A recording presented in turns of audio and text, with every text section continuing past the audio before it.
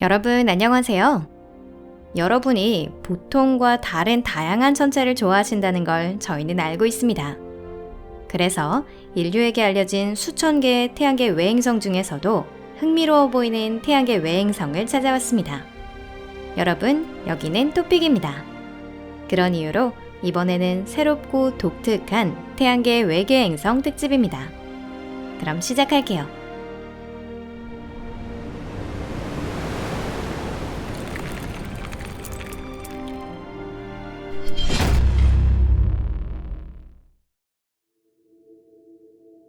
흔들리는 행성. 어쩌면 여러분은 지축의 세차 운동이라는 현상에 대해 들어보셨을 겁니다. 지구는 팽이의 회전 운동과 같은 운동을 하고 있는데요. 중심축의 위치가 원주를 그리면서 변화하고 있는 것입니다. 지구의 중심축은 25,776년 동안 이 원주를 한 번 그립니다. 이 때문에 지구상에서 볼 때 춘분점은 항상 위치를 바꾸고 밤하늘도 아주 천천히 변화합니다. 사람이 일생을 살아가는 세월로는 아무런 변화가 없는 것 같지만 1000년이 지나면 차이는 분명해지는데요. 예를 들어 2000년 전 북극성은 전혀 극성이 아니었습니다. 왜 이런 말을 먼저 하느냐고요? 그건 첫 번째 게스트의 어떤 점이 달라졌는지 더 잘 이해하기 위해서입니다. 그럼 소개해 드릴게요. 100조짜리 안에 있는 행성, 케플러 413b입니다. 케플러 413b는 연성계를 공전하고 있습니다. 주황색 외성과 적색 외성, 두 항성의 연성계입니다. 처음 케플러 413b가 발견되었을 때 천문학자들을 당황하게 한 것은 이 별이 주기적으로 상당한 장기간 시야에서 소실된다는 점이었습니다. 학자들은 당초의 이 발견을 단순한 착오로만 생각했죠. 안타까운 일이지만 연구자들이 발견한 많은 행성을 이처럼 클로즈해 버리는 것은 흔한 일입니다. 하지만 진실은 그런 것보다 훨씬 흥미로웠습니다. 사실 이 행성은 아주 격렬한 세차 운동을 하고 있었는데요. 지구의 지축이 약 26,000년에 걸쳐 원을 하나 그리는 데 비해 케플러 413b의 경우는 겨우 11년입니다. 지구라는 코마의 회전은 느리지만 케플러 413b의 회전은 우주에서 봤을 때 믿을 수 없을 정도로 빨랐습니다.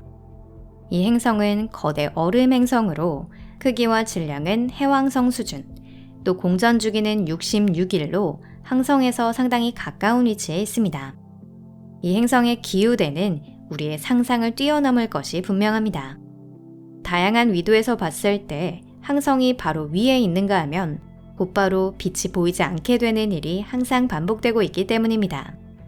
또한 한 해 동안의 계절 변화가 지축의 기울기에 의해 결정되는 이상 그 기울기가 상시적으로 변화하고 있으니 아마도 이 별에서는 계절의 변화 또한 아주 기묘할 것입니다. 한마디로 말하면 매우 불안정한 행성이죠. 파멸의 운명에 놓인 행성. 행성은 그 수만큼 다양합니다. 어떤 것은 항성에서 굉장히 멀고 반대로 또 어떤 것은 항성에 너무 가까워서 항상 같은 면을 항성에 향하고 있기 때문에 표면 온도가 용광로 수준으로 되어 있습니다. 다음은 WASP-12b입니다. 이는 고대 신화에 나오는 이카루스의 이야기를 현실로 만든 것 같은 행성인데요. 이카루스처럼 항성 쪽으로 너무 가까이 날아간 탓에 항성의 중력이 이 행성을 부수기 시작한 것입니다. 이 행성은 이제 본래의 구체 형태를 급속히 잃어가고 있습니다. 행성 위는 엄청난 고온이기 때문에 지각은 이미 없고 전체는 젤리 형태이며 항성 중력의 영향으로 모양이 계속 바뀌고 있습니다. 행성의 물질도 항성에 감기는 식으로 이동하면서 급속히 손실되고 있습니다. 연구자들의 예측에 따르면 행성의 이러한 상태는 오래 지속되지 않는데요. 약 300만 년 정도의 일입니다. 그 세월이 지나면 이 별은 은하계 지도에서 완전히 사라집니다. 이는 천문학적으로는 아주 짧은 시간이죠. WASP-12b는 또한 우리 행성, 지구의 미래 모습을 분명히 보여줍니다. 태양이 늙고 팽창하면서 적색 거성으로 변하기 시작하면 지구도 장렬하면서 머지않아 태양의 중력으로 사라집니다. 하지만 그건 바로 일어나지는 않습니다. 수십억 년 후의 일입니다. 날뛰는 행성. 우리 태양계는 아주 지루한 장소입니다. 주요 행성이 추적하는 공정 궤도의 이심률은 그리 크지 않습니다. 게다가 행성이 태어난 후에 약 45억 년간 그 궤도들은 크게 변화하지 않은 것 같습니다. 그렇다면 태양과 같은 G형 주계열성을 중심으로 하는 항성계, 지구로부터 백광년보다 조금 더 떨어진 곳에 있는 천여자리 안의 HR 5183은 어떨까요? HR 5183 행성 HR 5183b는 해성의 궤도라고 하는 편이 좋을 정도로 이심률이 큰 궤도상을 공전하고 있습니다. 이 천체는 2.87 천문단위 근처까지 항성에 접근합니다. 2.87 천문단위라고 하면 태양과 화성과 목성 사이에 있는 소행성대 사이의 거리입니다. 그 후에 이 천체는 항성으로부터 40 천문단위 이상 멀어집니다. 40 천문단위는 태양과 명왕성 사이의 거리와 비슷합니다. 이 궤도를 한 바퀴 도는 동안 HR 5183b에서는 100여 년의 세월이 흐릅니다. 행성이 궤도를 따라 운동하는 속도가 항성의 중력과 항성 간의 거리에 의해서도 결정되는 이상 이 행성은 아주 격렬한 별입니다. 항성에서 멀리 떨어지면 천천히 움직이지만 항성에 가까워질수록 빠르게 속도를 올립니다.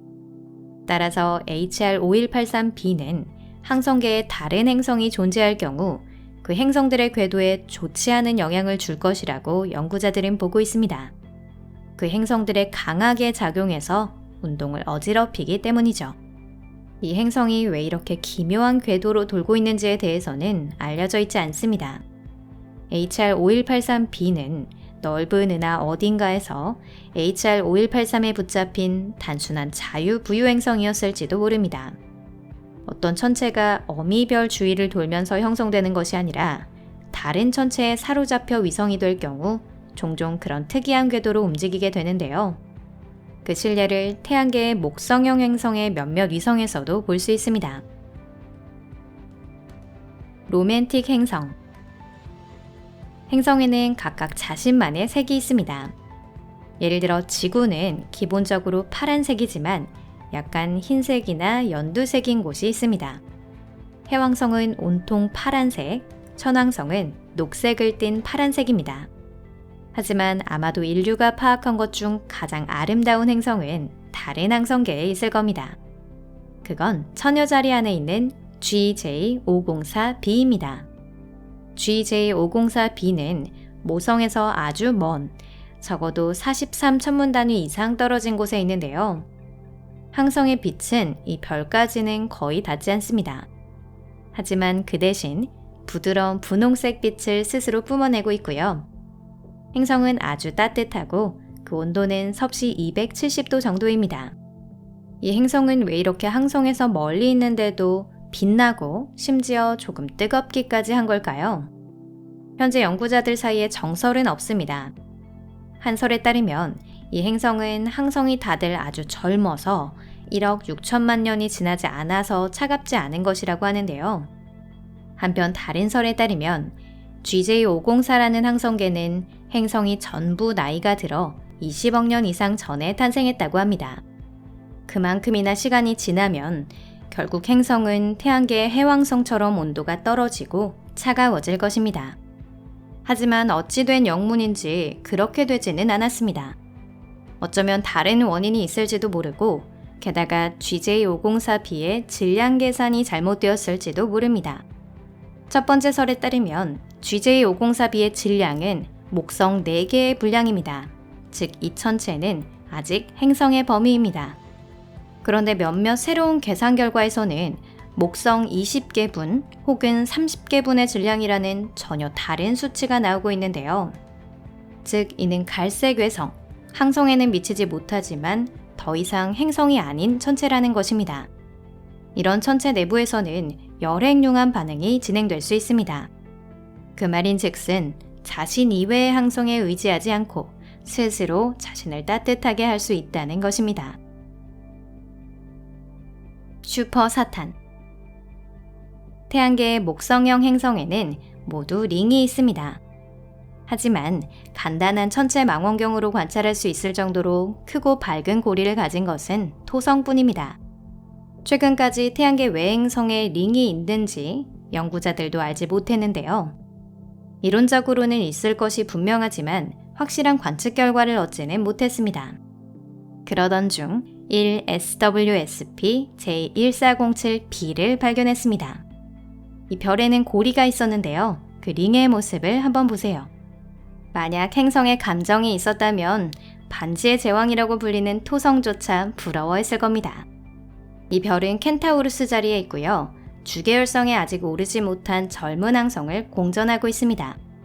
전에 나온 천체와 마찬가지로 이 행성도 충분히 무거운 태양계 외행성으로 적어도 목성 20개 분량의 질량이 있습니다.